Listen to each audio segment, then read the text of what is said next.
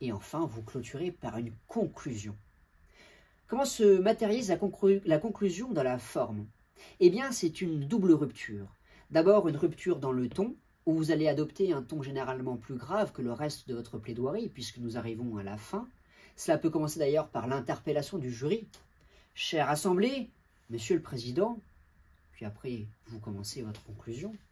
Et également une rupture dans le rythme, en ce que si vous aviez un rythme plutôt de croisière, voire rapide, vous allez adopter un rythme plus lent.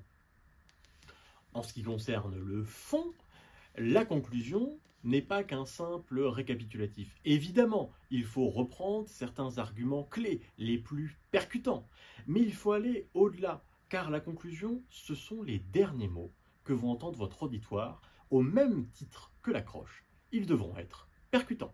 Alors, pour un sujet, non pas de débat parlementaire, encore que ça pourrait être sur la cause animalière, mais sur un sujet d'éloquence, le luxe est-il miroir de l'élégance à la négative? Lorsque vous êtes orateur à la négative, vous pouvez finir par cette phrase, la dernière phrase de votre conclusion. Mesdames et messieurs, qui, de Quetmos ou du renard, porte-t-il le mieux la fourrure?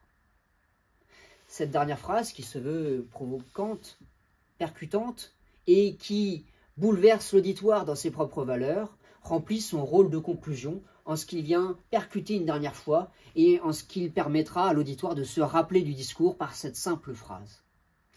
Écoutez, nous avons eu le plaisir de vous présenter ce qu'était l'introduction avec l'accroche, l'annonce de plan, la phase d'argumentation avec la réfutation et le développement des arguments, puis la conclusion.